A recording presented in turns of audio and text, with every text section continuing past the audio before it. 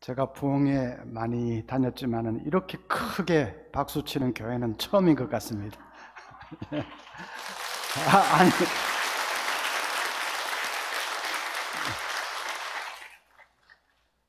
한 번 더 박수 치는 교회는 진짜 처음입니다. 언양교회 우리 성도님들 너무 밝으시고 사모하시고 열심도 있으신 것 같고 너무 좋습니다. 그래도 이제 집회 시작하기 전에 또 센스가 좀 있어야 되는데 센스가 얼마나 있으신지 테스트는 한번 해봐야 되겠죠. 나이가 들면서 사람들이 건망증이 심해지는데 누가 제일 건망증이 심한지 한번 알아맞혀 보십시오. 1번 건망증. 어떤 사람이 택시를 잡아 타고 울산역으로 갑시다 했습니다. 한 10분쯤 가다가 이 사람이 아저씨 근데 내가 어디로 가자고 했지요? 기사가 놀라서 화들짝 돌아보면서 아니 당신 언제 탔어? 2번 건망증. 어떤 의사에게 환자가 찾아왔는데 양쪽 볼이 화상을 입어서 벌겋게 되어서 왔습니다. 아이고 어떻게 하다가 이렇게 되셨어요? 했더니 그 사람이 다리미질을 하고 있는데 전화가 따르릉 와서 그 수학인 줄 알고 그냥 갖다 대가지고 아이고 참 다른 쪽 볼은 왜 또 그렇게 되셨어요? 조금 있다가 또 전화가 왔는데 또 갖다 대서 3번 건망증. 어떤 젊은 부인이 길을 가는데 경찰이 쫓아오더니 아주머니 이러시면 안 됩니다. 이러시면 경범죄로 처벌받을 수 있습니다. 아줌마가 아니 내가 뭘 잘못했다고 그래요? 지금 가슴을 훤하게 드러내고 계시지 않습니까? 그랬더니 그분이 아이고 내 정신 봐라. 버스에서 애기 젖 먹이다가 애기를 놓고 내렸네. 누가 제일 건망증이 심합니까? 다 심합니까? 3번입니까? 제가 왜 설교 시작하면서 이런 얘기를 하느냐? 까먹었습니다.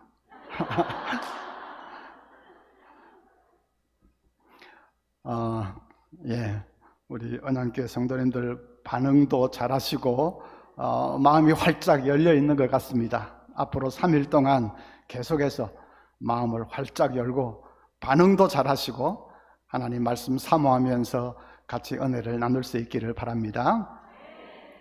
오늘 읽은 말씀은 예수님이 기도에 관해서 비유로 하신 말씀입니다. 어떤 사람에게 손님이 밤중에 찾아왔는데 뭘 대접을 해야 되겠는데 아무 준비된 것이 없습니다. 할 수 없어서 옆에 사는 친구 집에 가서 문을 두드립니다. 그런데 친구가 이미 잠이 들었는지 기척이 없습니다. 아무리 두드려도 아무 반응이 없습니다. 그래도 이 사람은 돌아가지 않고 계속해서 친구 집 문을 줄기차게 두드렸습니다. 마침내 친구가 일어나서 그래서 먹을 것을 챙겨 주었다는 것입니다.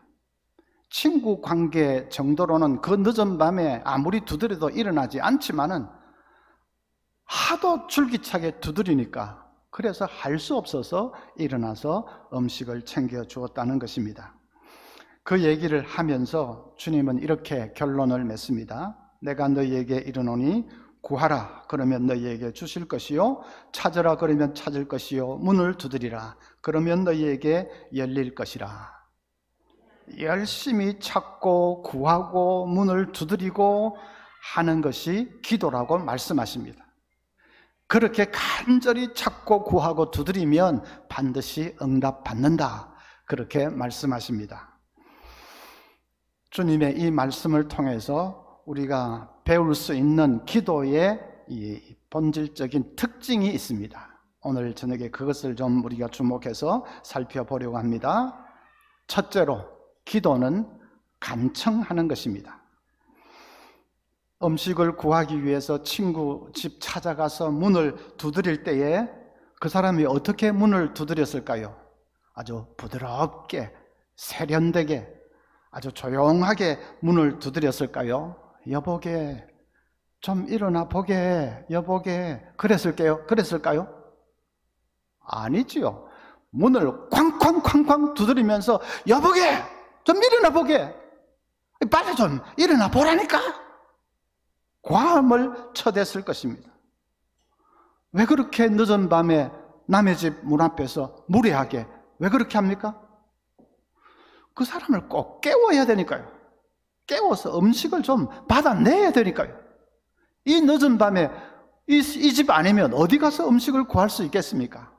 그러니까 뭐 점잖고 체면 차리고 하는 것은 뒷전이고 어떻게든지 깨워야 되니까 쾅쾅쾅쾅 두드리면서 고함을 질렀을 것입니다.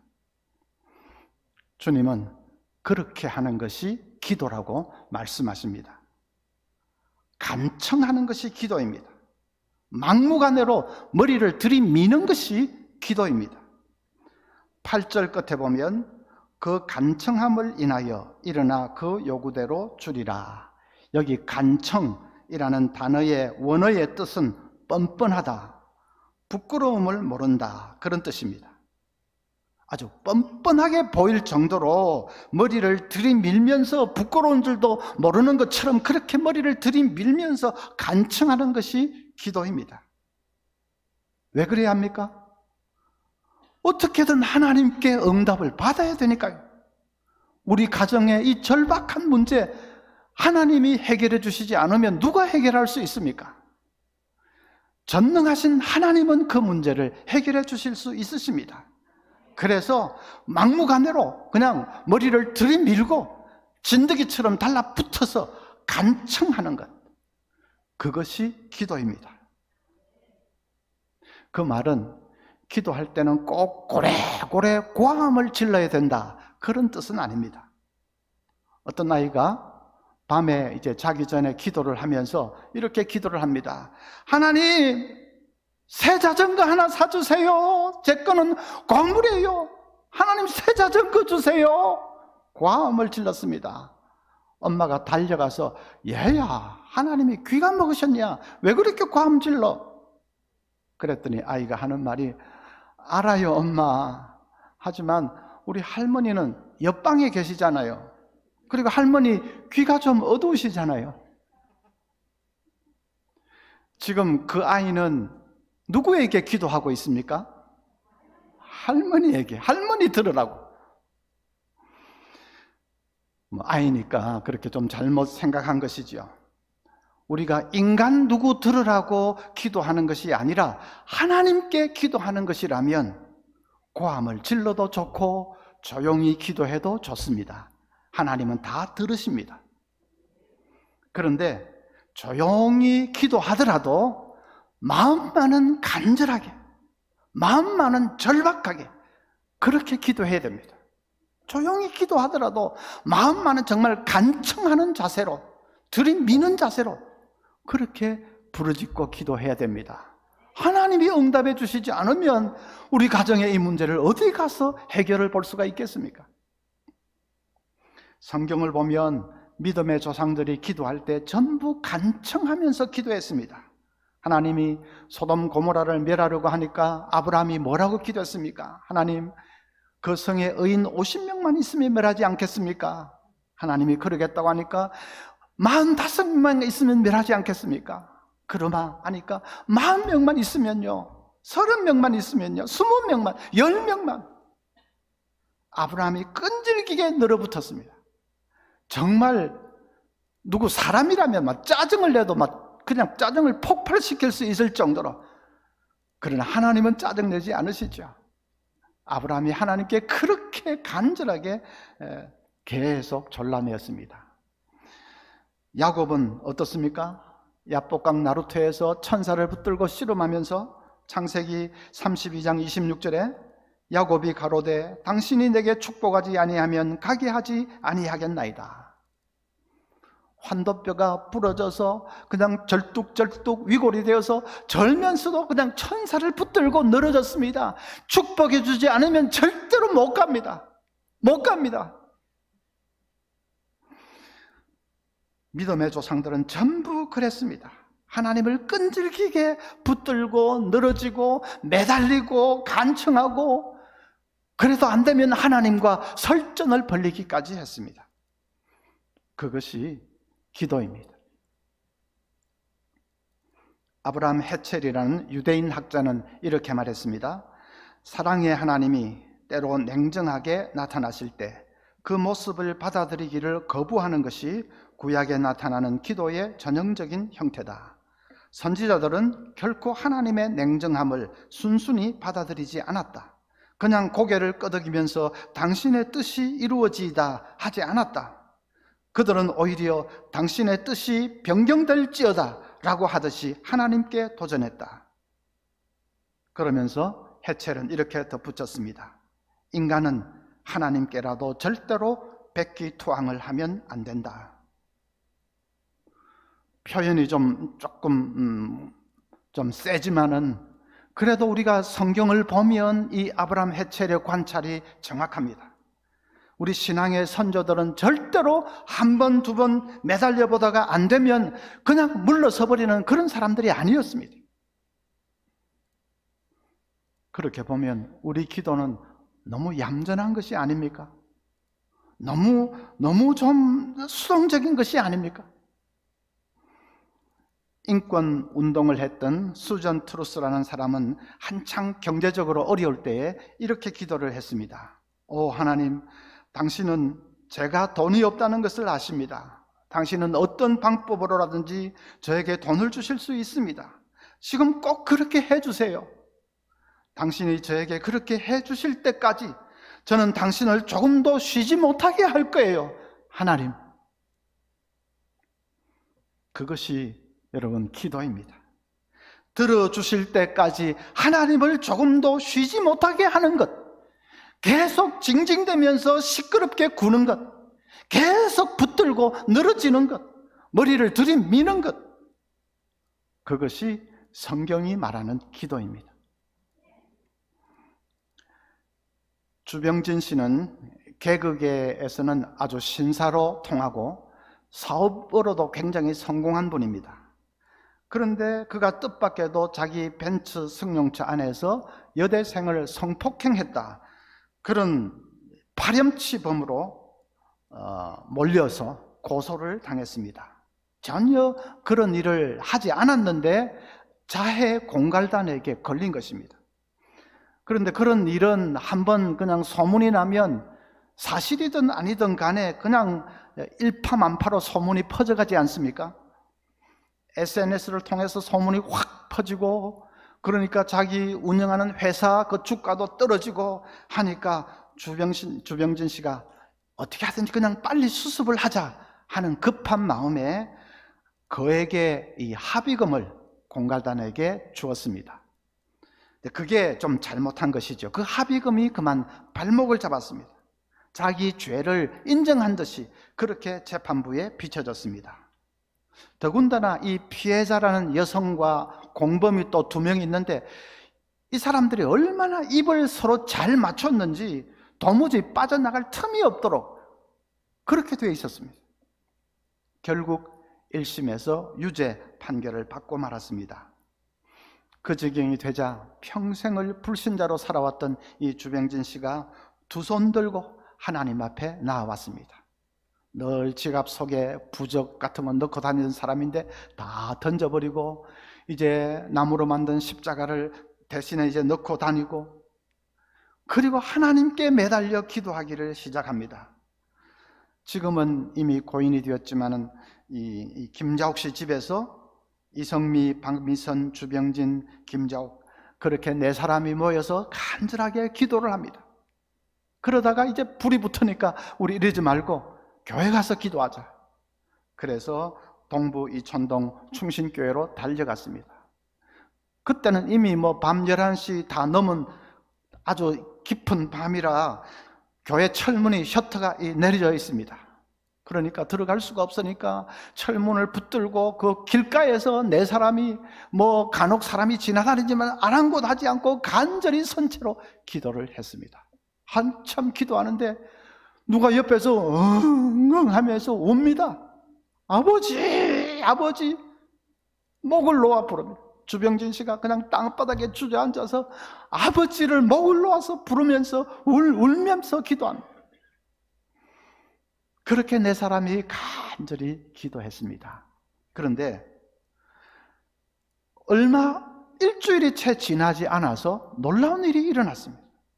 생각지도 못한 곳에서 무죄의 증거들이 쏟아져 나오기를 시작한 것입니다.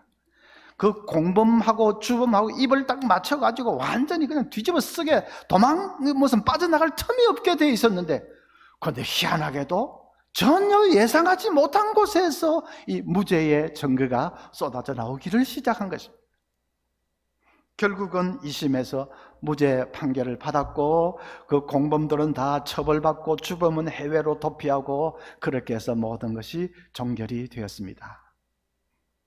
초신자니까 뭐 성경도 제대로 알지도 못하지요. 교회생활을 오래 한 것도 아니죠. 하지만은 하나님 앞에 정말로 간청하면서 기도할 때, 들이밀면서 간절히 부르짖고 매달리고 그냥 눈물로 기도할 때에 하나님께서 그 기도를 물리치지 않으셨습니다.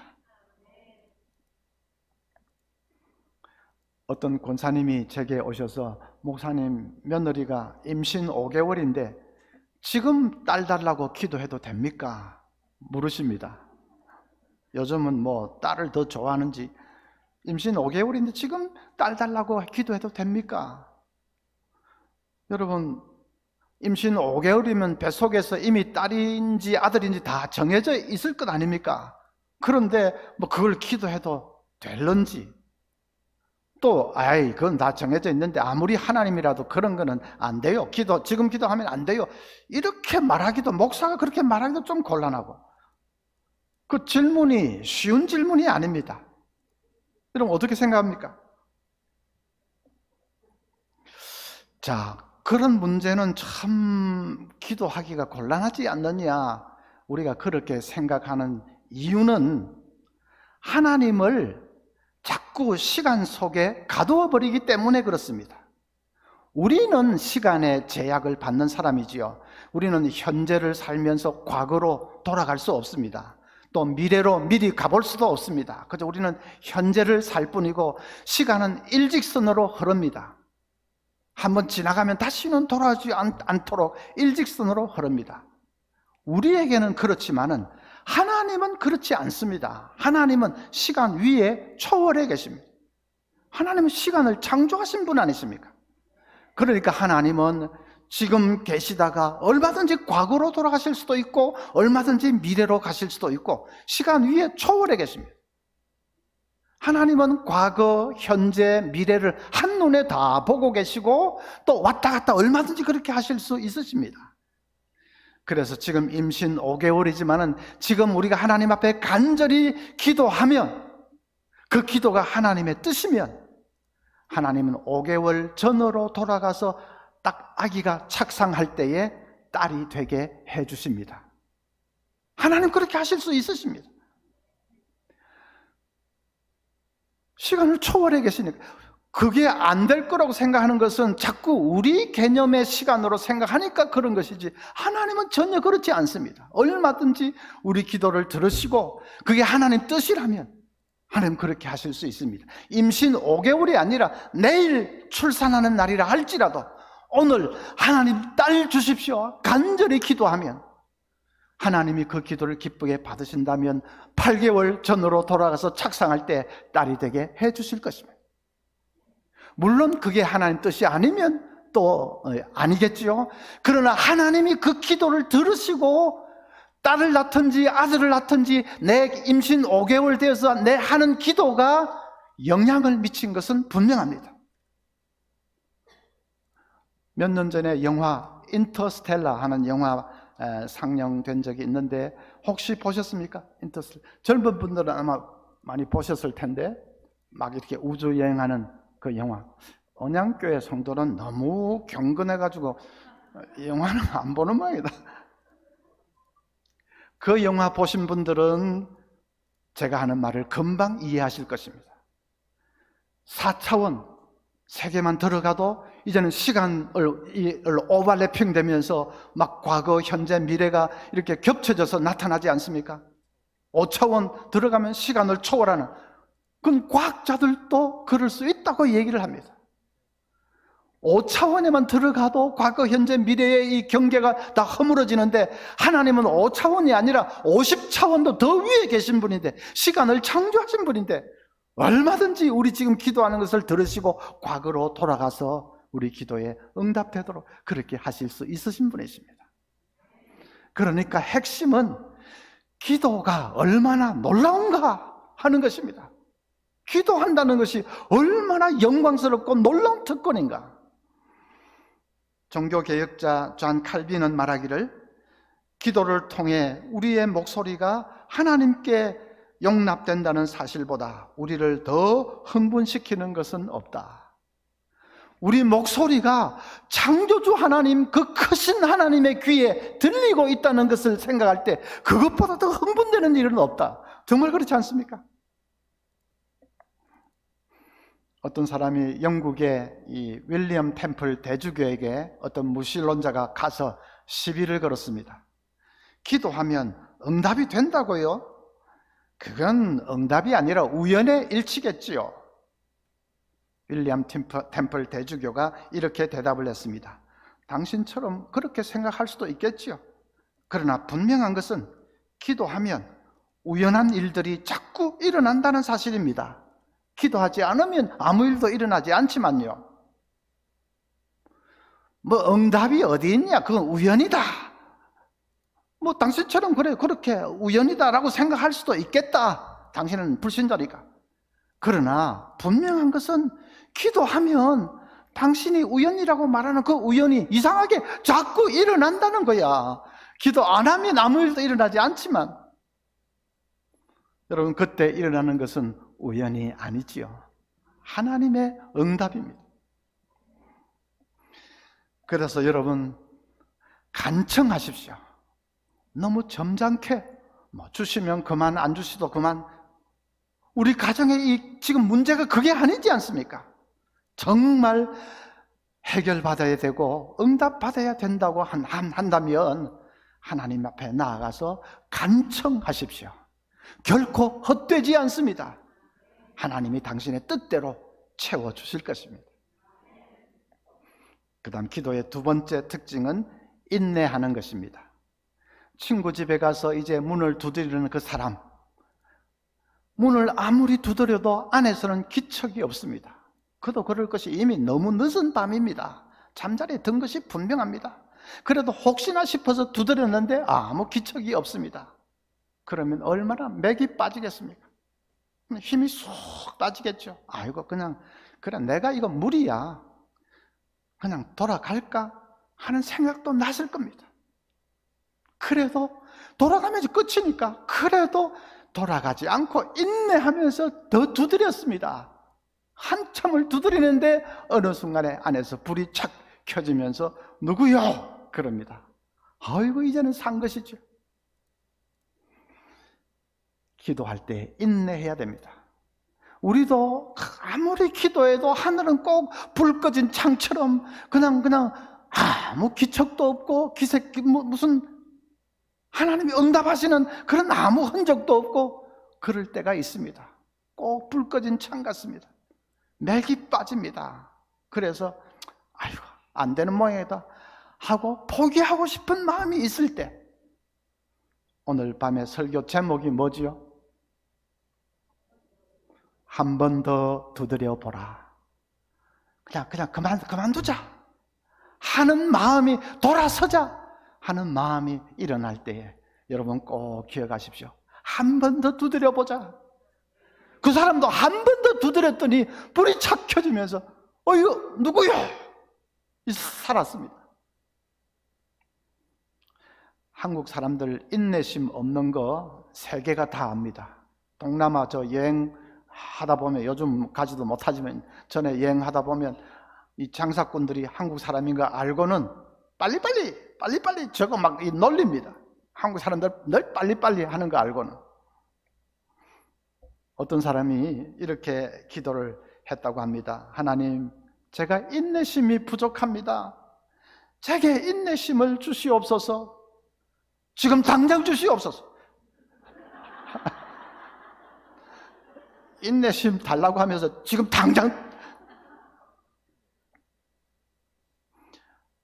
우리가 뭐 빨리빨리 해가지고 이 한강의 기적을 이루었고 빨리빨리가 꼭 나쁜 거 아닙니다. 놀려대지만 그건 좋은 겁니다.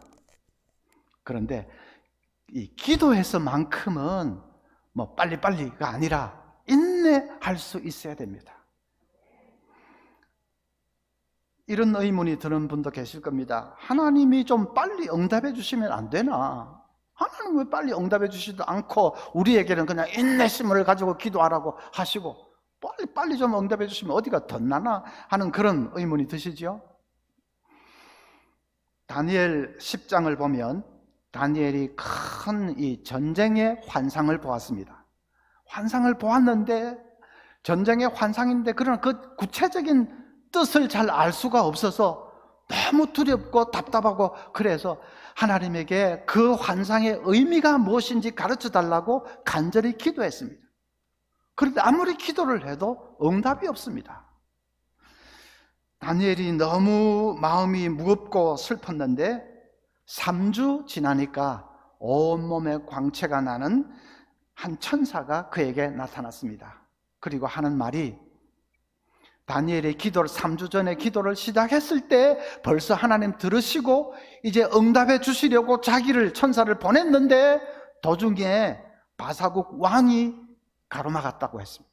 바사국 왕은 이 사탄의 세력을 가리키는데 그래서 그 바사국 왕과 더불어 싸우다가 이제 천사장 미가엘이 또 나타나서 도와주어서 이제야 오게 되었다고 하면서 환상의 의미를 설명을 해줍니다. 그런데 다니엘은 그 의미 설명해 주는 것이 머리에 들어오는 것이 아니라 천사가 방금 한 말에 충격을 받았습니다. 자기는 그냥 뭐 큰 뜻 아니고 그냥 이 환상을 좀 알았으면 좋겠다 해서 기도했을 뿐인데 자기 기도 때문에 천상에서는 엄청난 일이 벌어지고 있었던 것입니다. 사탄이 막아서고 하나님께서 천사들을 보내서 또 싸우게 하시고 또 더 큰 천사 보내서 싸우게 하시고 그걸 물리치고 그리고 기업과 보내시고 하나님이 다니엘 자기의 기도를 들어주시기 위해서 천상에서 여러 가지 복잡한 일들이 벌어지고 있었고 하나님이 그 일들을 다루고 계셨던 것입니다. 다니엘이 그걸 알고는 아주 충격을 받았습니다. 여러분 그렇습니다. 우리가 기도하면 그 순간에 바로 하나님이 들으십니다. 하나님이 귀가 둔하십니까? 어디 멀리 계십니까? 바로 들으시지요. 그런데 응답해 주는데 시간이 걸리는 이유는 응답을 하려고 하면 하나님께서 여러 가지로 하실 일들이 많습니다. 왜냐하면 내 기도가 응답되기 위해서는 거기 관계된 어떤 사람을 변화시켜야 할 그런 필요가 있을 때도 있을 것이고 또 무슨 어떤 환경을 좀 변화시켜야 될 때도 있을 것이고 하나님이 여러 가지 하실 일들이 많습니다. 그래서 그 일들을 하시는 것입니다. 시간이 그래서 걸리는 것입니다. 우리는 내 기도만 딱 생각을 하고 내가 이렇게 기도했으니까 빨리 이대로 왜 응답을 안 해주십니까? 우리는 꼭 그것만 생각하지만은 하나님 입장에서 보면 야, 너 기도가 응답되기 위해서는 저 사람이 먼저 좀 달라져야 되고 또 그렇게 되기 위해서 이게 좀 이 가정에 이 문제가 먼저 해결이 돼야 되고 그러기 위해서 한 1년이 걸리고 그렇지 않겠습니까? 하나님은 바로 우리 기도를 들으시고 그걸 응답해 주시기를 원하시지만 그러기 위해서 여러 가지 해야 할 일들이 있으시고 그래서 시간이 걸리는 것입니다. 단순히 하나님이 우리 인내심 테스트해 보려고 시간을 끄시는 것이 아닙니다. 그래서 우리가 그것을 생각할 때 하나님 이미 들으셨다.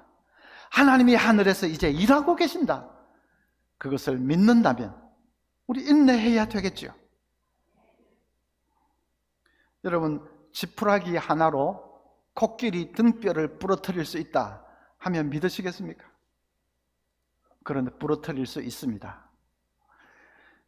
코끼리 등 위에 지푸라기 하나 얹으면 코끼리는 아마 아무 느낌도 없을 겁니다. 그래도 또 하나 얹고 또 하나 얹고 지푸라기라도 계속 얹으면 아무리 코끼리라도 언젠가는 감당할 수 없는 시점이 옵니다. 그때에 지푸라기 하나를 딱 더 얹으면 코끼리가 풀썩 주저앉으면서 등뼈가 꺾여집니다.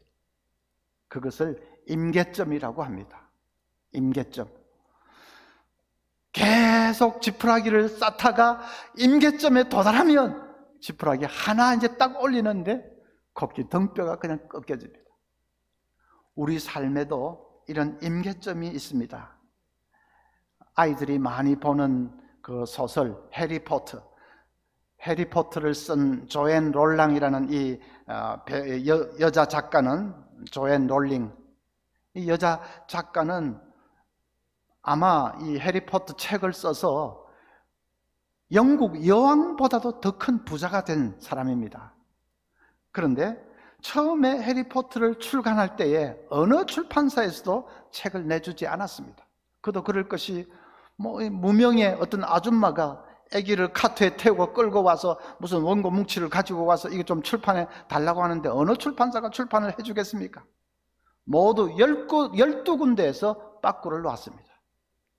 13번째 출판사에 갔는데 그 출판사에서는 무슨 생각을 했는지 오케이 한 것이고, 그것이 대박이 터진 것이죠. 만약에 우리 같으면 한 12번 찾아갔는데 계속 안 됩니다, 이걸 책이라고 가져왔어요, 안 됩니다 하면 낙심해서 그냥 포기했을 겁니다. 조앤 롤링도 12번이나 계속 빠꾸를 당하면서 너무 자존심 상하고 해서 포기했더라면 오늘날 아이들이 열광하는 해리포터는 세상에 없습니다. 그런데 그 12번이 임계점이었습니다. 한 번 더 딱 하니까 오케이, 그리고는 세상이 그냥 바뀌어버렸습니다. 기도에도 임계점이 있습니다. 거기에 도달하기까지 인내하면서 기도해야 됩니다. 요한계시록에 보면 우리 기도가 향이 되어서 계속 올라가서 하늘에 하나님 보좌 앞에 있는 금 이 항아리에 계속 쌓인다고 했지 않습니까? 그래서 이 아귀까지 그게 향이 다 차일 때 그걸 쏟아부으면 그냥 지진이 나고 막 그냥 이 우레가 번개가 발하고 그런 계시록의 말씀이 있죠. 그 임계점을 말하는 것입니다. 임계점에 도달하면 이 조앤 롤링이 13번째 오케이 하듯이 임계점에 도달하면 하나님께서 응답해 주십니다. 여러분 아마 그런 체험 많이 있으실 겁니다. 하나님 응답이 나타날 때는 순식간에 나타납니다. 기도는 막 10년, 20년 했을지 몰라도 응답이 나타날 때는 순식간에 나타납니다. 어느 집이 갑자기 그냥 막 사업이 잘 된다. 그냥 몇 년 계속 어렵던 사람이 어느 날 갑자기 사업이 막 잘 된다. 도로가 났다. 어떤 사람은 IMF 때문에, 이 코로나 때문에 너무 어려운 사람도 있지만 코로나 때문에 잘 되는 사람도 있습니다. 생각지도 않은 일로 사업이 막 갑자기 번창해졌다. 그런 얘기 듣지 않습니까? 평생 예수 안 믿던 남편이 어느 날 갑자기 다음 주부터 교회 갈게. 한순간에 응답이 일어나려면 한순간에 일어나. 40이 넘은 딸 결혼을 못 시켜서 그냥 고민이던 그런 딸, 신랑감이 나타나려면 갑자기 딱 나타납니다. 제가 아는 어떤 목사님이 그랬습니다. 좀 오래전 일이기는 한데 그 부산에 계시던 목사님, 딸이 40을 그 당시에 40을 넘긴 것은 아주 진짜 이제 올드미스죠. 그런데 한 번은 미국 청년이 배낭 여행을 하면서 무전여행 세계 일주를 하면서 부산역에 떨어졌습니다. 이 공중전화 부스에 가서 그때 노란 책 그 주소록 전화번호부, 그때는 핸드폰도 잘 없던 때니까 그 전화번호부 뒤적이다가 아무데나 딱 집어가지고 전화를 했는데 그게 그 목사님 댁이었습니다. 딸이 전화를 받았습니다. 미국 청년이 내가 지금 배낭 하나 메고 무전여행을 다니는데 이제 부산에 왔는데 여기 아무 아는 사람도 없고 해서 그냥 좀 무턱대고 전화를 걸어봤습니다. 혹시 좀 여기 인도를 해줄 수 있습니까? 딸이 마침 시간이 있으니까 제가 인도를 하겠다. 그래가지고 한 3일 같이 돌아다니다가 눈이 딱 맞아가지고 그냥 결혼을 해버린 거 아닙니까? 진짜 나타나려니까 갑자기. 여러분 혹시 나이 많은 우리 아들, 딸 결혼을 못 시켜서 고민인 그런 부모님들 계시면 너무 걱정하지 마십시오. 하여튼 한 사람만 있으면 되는 거 아닙니까? 예? 무슨 저기 사위가 뭐 여러 명 필요한 것도 아니고 딱 한 사람만 나타나면 되는 거 아닙니까? 계속 기도하십시오. 인내로 기도하십시오. 어느 날 갑자기 짠 하고 나타날 것입니다. 물론 미국 청년한테서 전화가 올 수도 있으니까 영어는 조금 해놔야 됩니다.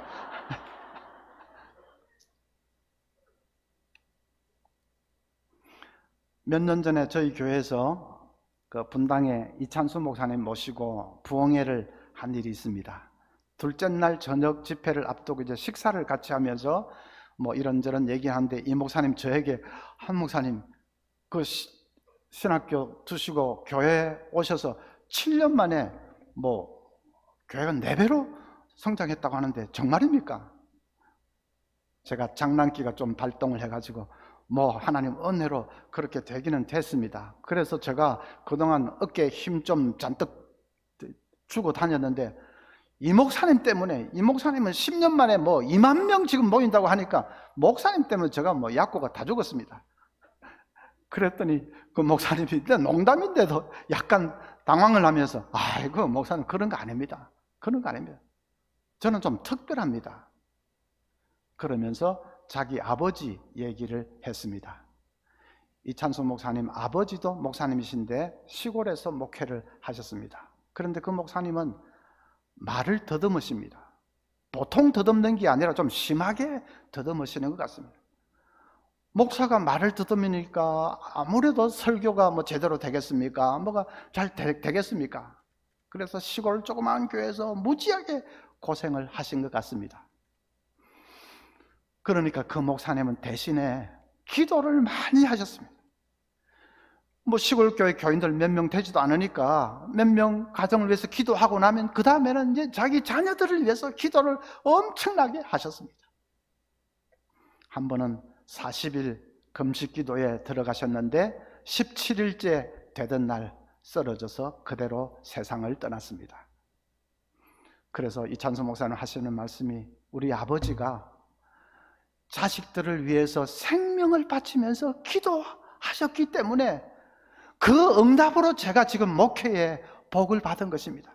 제가 뭐 잘하고 설교 잘하고 뭐 그런 전혀 없습니다. 순전히 아버지 기도의 응답으로 제가 지금 이렇게 복을 누리고 있습니다. 그 얘기를 식사하다가 하는데 제가 눈물이 픽 돌았습니다. 그 아버지 목사님 생각하면서 얼마나 자식들을 위해서 기도하셨을까? 나는 이렇게 부족해서 목회 제대로 감당하지 못하지만 내 자식들은 정말 하나님의 손에 붙들려 쓰임받는 생을 살게 해달라고 얼마나 목사님이 기도하셨을까? 자기 생명을, 문자 그대로 자기 생명을 완전히 바치면서 기도하셨습니다. 하나님이 그런 기도를 외면하시겠습니까? 진짜 놀랍게 응답해 주신 것이죠. 여러분, 기도할 때 인내로 기도해야 한다. 언제까지 인내해야 되느냐? 내 자식 때에 응답받을 수도 있습니다. 내 자식의 자식 때에, 손자 손녀 때에 응답받을 수도 있습니다. 4대째 응답받을 수도 있습니다. 그런 분들도 많죠. 분명한 것은 어느 때가 되든지 간에 하나님은 응답하시는 하나님이시다.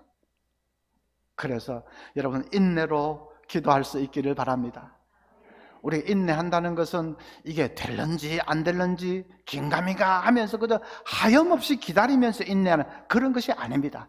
하나님은 이미 우리의 기도를 듣고 계십니다. 근데 왜 시간이 걸린다고 했습니까?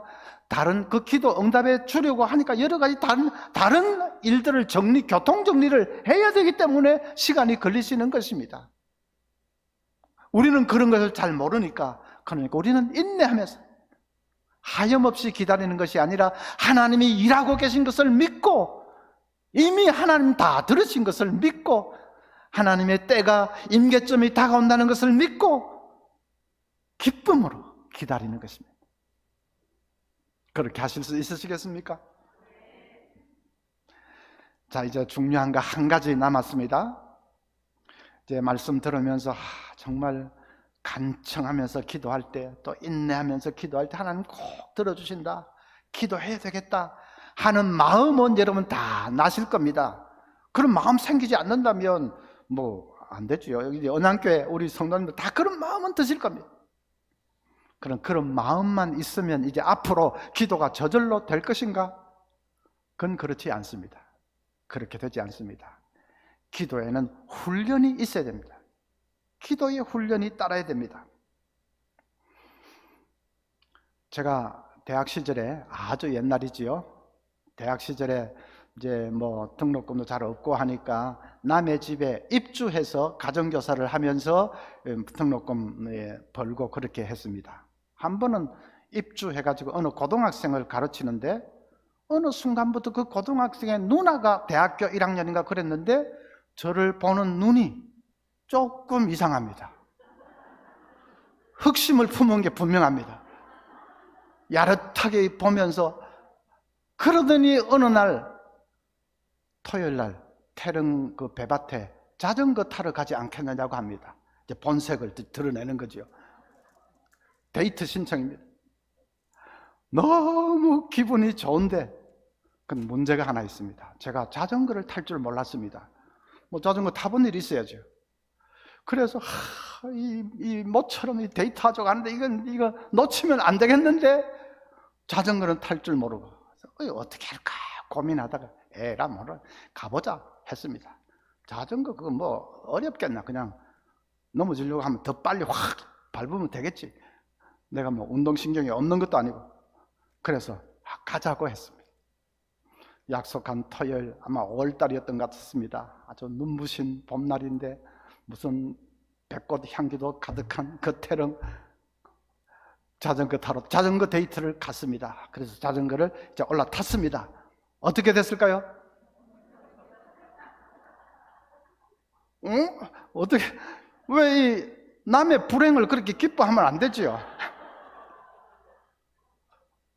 그냥 이리 쥐어받고 저리 쥐어받고 시궁창에 처박히고 진짜 인간으로서는 못할 짓을 했습니다.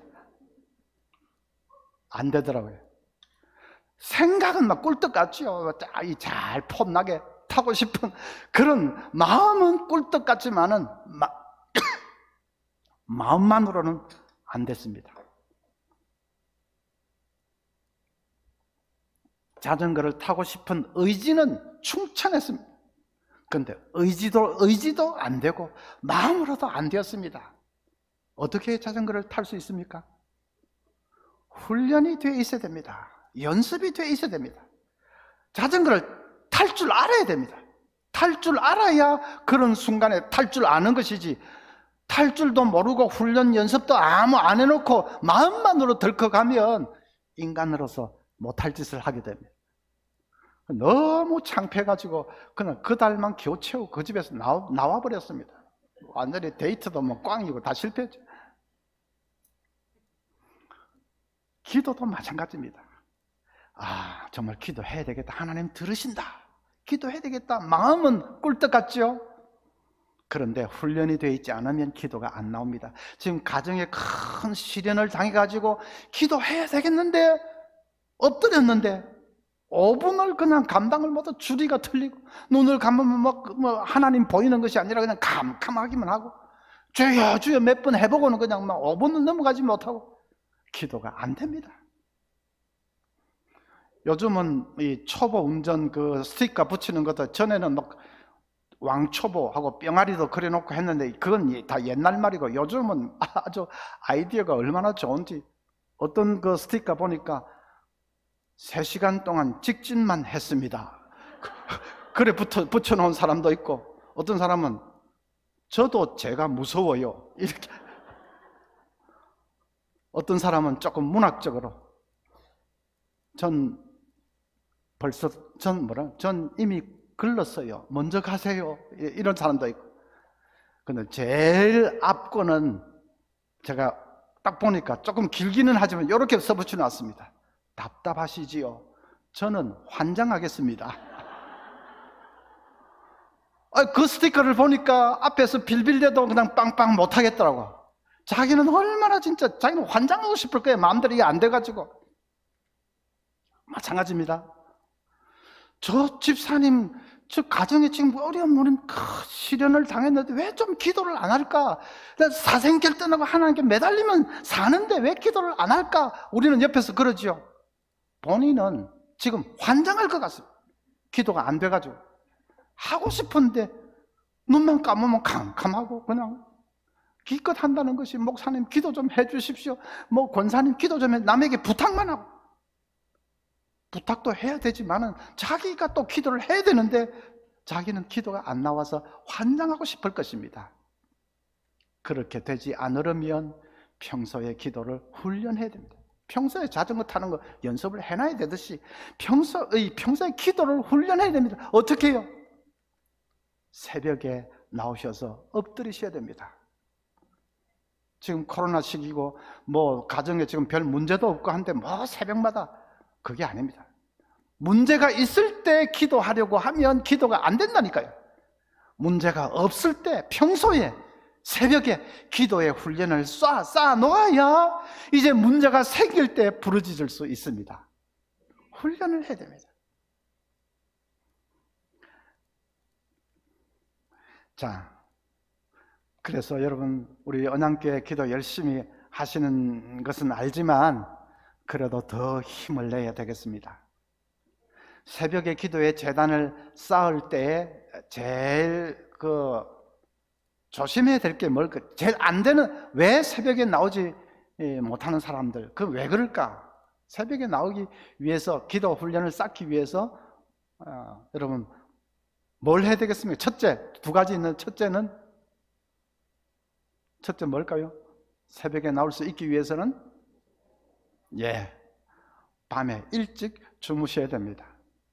밤에 뭐 드라마 볼 거 다 보고 11시 뭐 넘겨가지고 이렇게 12시 가까이 주무시면 뭐 무슨 날고 긴다고 해도 새벽에 일어날 수가 없습니다.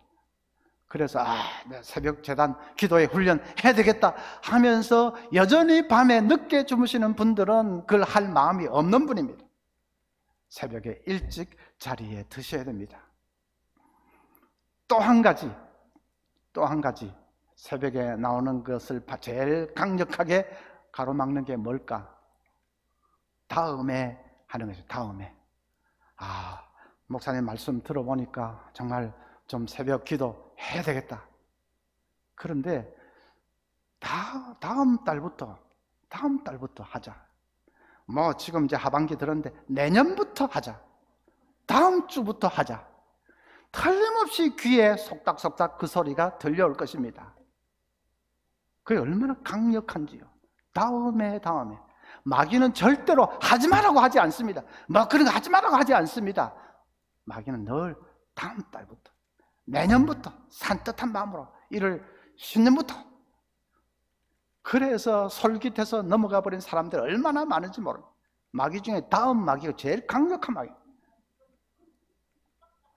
그 말에 여러분 넘어가지 마시고 당장 내일 새벽부터입니다. 지금은 그냥 부흥의 기간이니까 웬만하면 다 나오시겠지만 어쨌든 내일 새벽, 다음에가 아닙니다. 내일 새벽부터. 오늘 밤에 좀 일찍 주무시고 내일 새벽부터 이제 내 평생 남은 생에 기도의 훈련을 쌓으리라 결심하시기를 바랍니다. 애굽의 10가지 재앙을 쏟아붓는 가운데 개구리 재앙이 있습니다. 개구리 재앙. 개구리가 막 사방천지에 들끓으니까 바로도 두 손을 바짝 들고 아이고 안 되겠다, 너희들 내보내주마, 가라 했습니다. 모세가 이제 좀 의기양양해가지고 그러면 저 개구리들을 언제 다 치워드릴까요? 했습니다. 바로가 뭐라고 대답했는지 아십니까? 그런 것까지 자세하게는 성경을 읽지 않았죠. 그런데 보면 나옵니다. 바로가 뭐라고 대답했습니까? 내일 했습니다. 이해가 안 가는 거죠. 막 그냥 식탁이고 침실이고 뭐 침대고 개구리가 덜끓여가지고 죽을 지경인데 악취가 나고 막 해서, 그래서 항복해서 너희들 가라 했는데 이제 개구리 치워주겠다니까. 그러면 당장 해야지요. 개구리 지금 당장 치워. 그렇게 해야지요. 내일이 뭡니까? 하루 더 개구리하고 지내겠다는 말입니까? 어떤 미국의 유명한 목사님이 그 본문을 가지고 설교를 하시면서 설교 제목을 개구리들과 하룻밤 더 그렇게 잡았습니다. One more night with frogs. 개구리들과 하룻밤 더. 여러분, 개구리들과 하룻밤 더 지내려고 하지 마십시오. 그럴 필요가 없습니다. 다음에 하지 마십시오. 지금 당장 기도의 훈련을 시작하는 것입니다. 마리큐스 이 마네라는 부인이 있습니다. 남편이 사업에 실패를 하고는 가족들 그냥 팽개치고 혼자서 도주해버렸습니다. 온 가정이 완전히 이제 거리에 빈손이 되어서 나앉게 되었습니다. 그런데 또 이 아들이 아이들이 그러니까 빗나가기 시작한 거죠. 그 중에 한 아들이 또 문방구에서 뭘 훔치다가 잡혀가지고 경찰서에 붙들려 가서 이제 엄마 보고 오라고 또 연락이 왔습니다. 완전히 이제 쫄딱 망해서 거리에 나앉게 됐고, 가정이 풍지박산이 나고, 아이들이 빗나가고, 천건 만건 눌러오는 이 짐을 이길 수가 없어서 이 마르큐스 만의 부인이 안 되겠다, 그냥 깨끗이 죽자, 자살을 결심을 했습니다. 그래서 아이들 재우고는 문을 꽁꽁 닫아놓고 가스를 틀었습니다. 가스가 퍼져나가고 정신이 몽롱해집니다. 그런데 그 문을 꼭 닫아놓았는데 어디 옆집에서 이 부르는 찬송인지 이 창틈을 타고 찬송 소리가 희미하게 들려왔습니다. 내 모든 시험 무거운 짐을 주 예수 앞에 아뢰이며 근심에 쌓인 날 돌아보사 내 근심 모두 맡으시네. 얼마 만에 들어보는 찬송인지 그 찬송이 어렴풋이 들려옵니다. 그러니까 정신이 번쩍 들었습니다. 그래, 내가 죽을 생각은 하면서도 기도할 생각은 하지를 못했구나 하는 것이 마치 한 대 얻어맞은 듯이 정신이 번쩍 들었습니다. 그 부인이 있는 힘을 다해서 아이들을 밖으로 밀어냈습니다. 창문도 활짝 열었습니다. 그리고 방 한가운데 무릎을 꿇고 기도하기를 시작합니다. 얼마 만에 하는 기도인지, 기도 잘 말을 이어가는 그런 기도가 아니라 그냥 엉엉엉 눈물만 쏟아지는 거죠. 한참을 울면서 기도하는데 이상하게도 마음 한구석에서 용기가 샘솟기를 시작합니다. 그래, 밑바닥에서 다시 한번 시작해보자 하는 그 이상한 그 용기가 샘솟기를 시작합니다. 응답이지요. 그 하나님이 주신 마음이 아니면 뭐겠습니까? 그래서 이분이 시골에 내려가서 폐가를 어떻게 좀 적당하게 손질을 해서 거기서 이제 새롭게 삶을 꾸리기를 시작했습니다. 고생스러운 나날이었습니다. 경제적으로 쉽게 풀리지 않는 힘든 나날이었지만은 자식들을 생각하면서 꿋꿋이 버텨냈습니다. 죽을 각오로 부딪히니까 또 못 넘을 산도 없었습니다. 마침내 그 가정이 아주 멋지게 재기를 했습니다.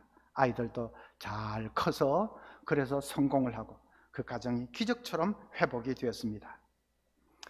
마르큐스 마네가 자기 그 삶을 쭉 돌아보면서 자서전 같은 책을 썼는데 책 제목이 근심이여 안녕 하는 책입니다. 그 책 마지막에 이렇게 말을 했습니다. 죽을 수 있는 용기를 가진 자들이여 하나님께 기도할 수 있는 용기로 바꾸어 보십시오. 100번의 탄식보다 한 번의 기도가 당신에게 기적을 가져다 줄 것입니다. 100번의 절망보다 한 번의 믿음이 당신의 운명을 바꾸어 줄 것입니다. 여러분, 혹시 가정에 어려운 문제가 있습니까? 아무에게도 말 못하는 그런 어려운 시련이 있습니까? 오늘 이 성경은 아니지만 이 사람의 이 말을 여러분 꼭 기억하십시오. 100번의 탄식보다도 한 번의 기도가 기적을 가져다 줄 것입니다. 100번의 절망보다도 한 번의 믿음이 당신의 운명을 바꾸어 줄 것입니다. 하나님 살아계시기 때문에 하나님 그렇게 역사하실 것입니다. 그 하나님 믿고 기도로 승리하는 우리 언양교회 모든 성도님들 되시기를 바랍니다. 제가 성경 다음으로 좋아하는 말, 챔피언은 링에서 태어나는 것이 아니다. 링에서는 다만 인정받을 뿐이다. 여러분, 이 권투 챔피언은 링에서 태어나는 것이 아닙니다. 어디서 태어납니까? 연습장, 훈련장에서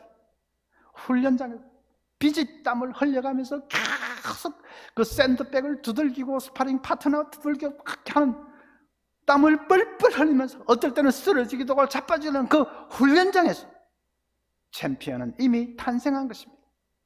링에서는 그것을 이제 인정받는 것입니다. 우리 믿음의 챔피언들은 어디서 태어납니까?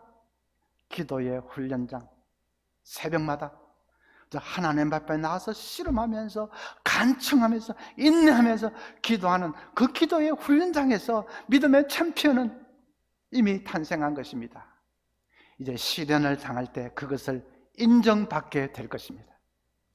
하나님이 주시는 힘으로 얼마든지 이겨나가는 그 놀라운 응답의 복을 경험하게 되실 것입니다. 우리 언양교회 모든 성도님들이 다 기도의 용사들이 되셔서, 지금 교회들이 참 힘들고 어려운데 정말 언양교회가 다시 한번 불같이 일어나고 여러분 가정에도 놀라운 하나님의 기적의 역사를 충만하게 체험하는 그런 은혜와 복을 누리시기를 간절히 소원합니다.